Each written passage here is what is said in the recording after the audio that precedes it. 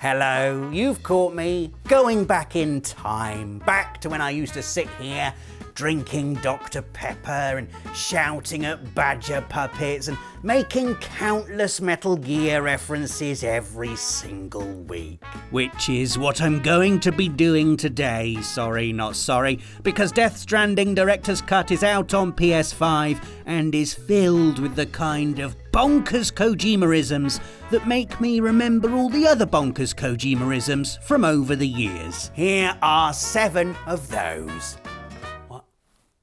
No, you're going straight back in the box after this. Speaking of boxes, who remembers in Metal Gear Solid when we were asked to look on the back of the box, or the CD case to be precise, for Meryl's codec number? This is the first instance I can recall of being bamboozled by Hideo Kojima's fourth wall shattering hijinks. I was still fairly new to video games at this point in my life. You know, I was living on a diet of jump there, shoot that platformers. And so Metal Gear Solid, this game that wanted me to avoid enemies and didn't even have a jump button, was like being booted from McDonald's straight into a Michelin star restaurant. But I like McDonald's. And I hate those places where you get served, I don't know, a sheaf of fennel garnished with flavoured bubbles or whatever it is the heck they do. And this bit, right after defeating Ocelot, where you're running around trying to look for this flippin' CD case that was definitely in the game and not the real world, was absolutely the fennel bubble amuse-bouche of the video game world. Where was my jumping and spinning burger and fries? And more importantly, where the hell is this CD case? And then you realise they mean the actual back of the CD case. Oh, Hideo Kojima, you are a genius. I feel like a genius. Bring me more fennel. I'd had my first taste. I felt changed, like someone had tweaked a focus ring inside my brain. A perspective shift that all of a sudden granted me the ability to appreciate a higher level of entertainment. And that felt good. Also, having Meryl's codec number on a screenshot literally on the back of the game box is a move so inventive I still don't think it's been bettered to this day. Oh, just what I'd expect from the legendary Solid Snake. Entry 2, when Hideo Kojima made you play as Raiden. I say that, but really playing as Raiden is a decorative flourish. Hideo Kojima doing a wheelie along MGS2's winding metatextual road before skidding to a halt and asking us, the audience, is this what you really wanted? The irony here is that yes, it is. We did want a game that was the same as before but prettier. We did want a fresh perspective on gaming's most iconic hero, and regardless of how long it took us to realise, we did want a sequel that's somehow a self-referential critique on populist cookie-cutter video game follow-ups, while also being an innovative, technologically astounding showcase for what the medium can achieve going forward. Hideo Kojima often spoke about the creative limitations of being shackled to one particular series, and Metal Gear Solid 2 is like an explosive outpouring of those frustrations. It's a game that replicates the narrative of its predecessor beat for beat. A.I. Campbell's revelation that the S3 plan stands for Solid Snake Simulation, essentially beaming a massive spotlight on this fact, while at the same time sort of accusing us, the overexcited audience, of hyping it into existence. Until it turns out that's not the case, and S3 actually stands for Selection for Societal Sanity, prompting a now infamous and hauntingly accurate prediction of the misinformation-riddled digital ecosystem of today. Seriously, look up Selection for Societal Sanity on YouTube and give it a watch if you haven't played MGS2. Anyway, Raiden. That's what we were talking about, wasn't it? Raiden is basically just a lens through which to view all of this. He's a conduit for the themes of Metal Gear Solid 2, a pedestal for the legend of Solid Snake, an intermediary between player and Kojima. Poor Raiden. We love you, really. Not a chance. Entry number 3. The ladder. I had 2 choices for this entry. 1, deliver a sermon on self-reflection and about finding refuge in unexpected moments of silence. or 2.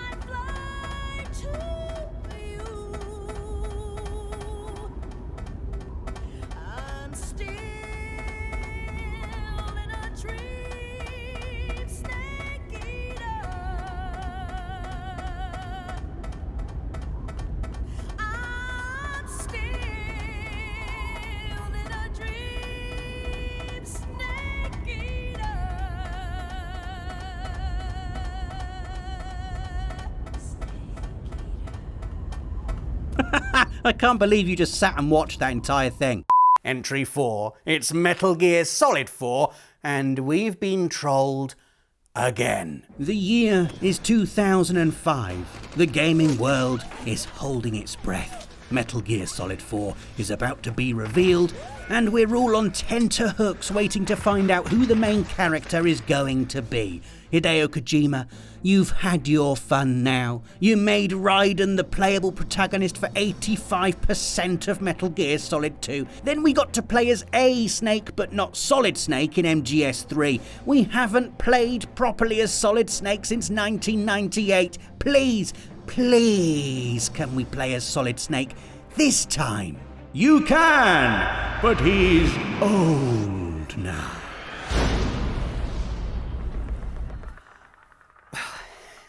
Yay! The symbolism here is not subtle, but I am still here for it. It's Metal Gear Solid 4, and Solid, aka Old Snake, is an old man tired of war, while series creator Hideo Kojima is still quite a young man really, but tired nonetheless. Before MGS4's official reveal, the usual rumours were doing the rounds that Kojima-san wanted to move on from the series, but much like Snake, he couldn't resist the lure of one final mission. Also, just like Snake, Hideo Kojima is still the absolute best at his job. Every bit as good at directing genre-defying stealth action adventures with 90-minute cutscenes as Snake is at creeping around snapping necks. Old Snake had a stress bar and a bad back, but that didn't stop him taking down a fresh team of weapons-grade evildoers and facing off against arch-nemesis Liquid Ocelot while piloting Metal Gear Rex. And as for that final battle, the feels. A one-on-one fistfight that transcends the generations, music and graphics from a decade of brilliance adorning the screen as two video game legends batter each other to near death. You may be old, Snake, but age hasn't slowed you down one bit. We're moving on to Ground Zeroes for entry number 5 and Hideo Kojima's PS4 debut, a beautiful, endlessly replayable taster of what a more open-ended Metal Gear could be like. But the moment I remember isn't sneaking around Camp Omega in the best video game reign since Metal Gear Solid 2. Seriously though, look at and listen to this. Oh, I can smell it. It wasn't even playing the Deja Vu mission, a generous helping of decadent fan service that had you playing as PS1 era Solid Snake while collecting OG Metal Gear Solid Easter eggs. No, the Hideo Kojima moment I liked best in Ground Zeroes was Hideo Kojima. He's literally in the game. In the side op mission Intel Operative Rescue, it's your job to find and rescue the man himself, bring him back to the chopper, hand him his iconic glasses, and listen to him deliver an even more iconic line. What took you so long? Is this more symbolism? Is Kojima-san trying to tell us something about how Snake, and maybe to an extent the wider Metal Gear saga, rescued him, elevated him, gave him a purpose and a place that would ensure he'd always be remembered? Or did he just think it would be cool to put himself in the game? Knowing Hideo Kojima, both answers are probably true. Entry 6 is probably the craziest thing Hideo Kojima has ever done.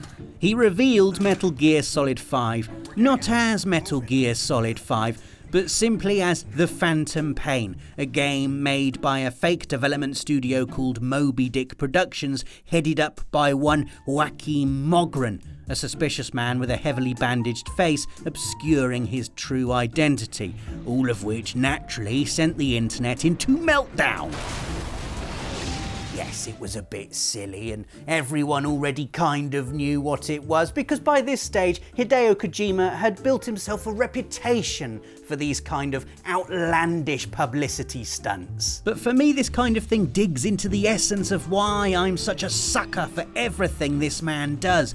The playful eccentricity, the over-the-top theatrics, the thrill of unravelling the knot of conspiracy that often entangles both the reveal and the pre-release hype of all Hideo Kojima's games.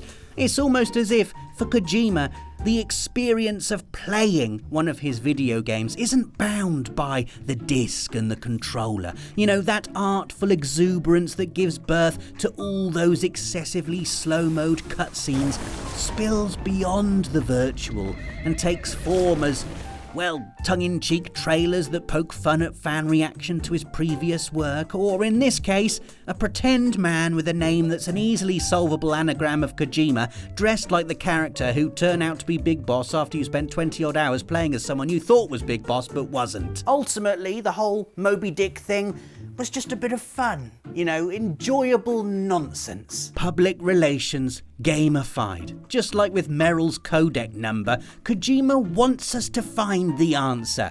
The idea for Metal Gear sprang into life after playing hide and seek with his son. As any parent will tell you, the joy of playing games like that with your kids doesn't come from making it hard for them. Quite the opposite. You set it up so they win. The pleasure coming from seeing their eyes light up as they figure stuff out. And I think that's kind of what Kojima was doing here. You know, he didn't want to make it hard for us. He just wanted us to be excited, you know, to enjoy following the trail of breadcrumbs. Like Snake in MGS4, all of Kojima's secrets are hidden in plain sight, and as the negative space of the Phantom Pain logo slowly filled to reveal the game's true name, that familiar rush of vindication swept in, and we all felt, just for a second, like the same puzzle-solving geniuses who'd achieved a groundbreaking eureka moment decades earlier after hopelessly staring at the back of a video game box. The final Kojima moment on this list is the most recent. The reveal trailer for Death Stranding Director's Cut, the definitive version of one of my favourite PS4 games, now on PS5 with haptic feedback and improved performance and a cargo launcher and a buddy bot, you know, all things that will absolutely be in the reveal trailer.